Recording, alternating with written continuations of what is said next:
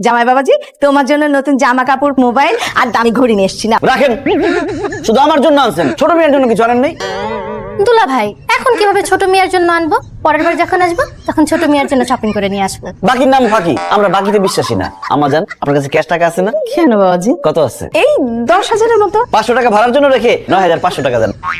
এই না তোমার টাকা। জামাই বাবাজি, এই যে এইগুলা সব তোমার গিফট। এই টাকাতে তো শুধু শপিং হবে। মোবাইল আম্মা জান, মোবাইলের টাকা দেন। আমার কাছে তো আর টাকা নেই। কি বলতেছেন, টাকা নাই? ওই যে মিতুর হাতের আইফোনটা আমাদের দিকে তাকায় আছে, ওইটা ছোট মেয়েকে গিফট করে দেন। দুলা ভাই, আমার আইফোন আমি ছোট মেয়েকে কেন দিব? না না না, মিতু ওর ফোন কাউকে দিতে পারবে না। তাহলে আমাদের কোনো গিফটের দরকার নেই, এগুলো ফেরত দেন। আচ্ছা ঠিক আছে বাবাজি, এই দে ফোনটা দিয়ে দে। আচ্ছা ঠিক আছে, এই দে নাও বাবা। Thank you.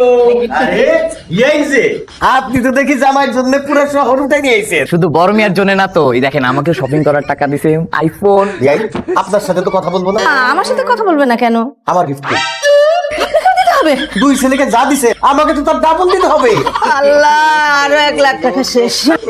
আমার শাশুড়ি শেষ।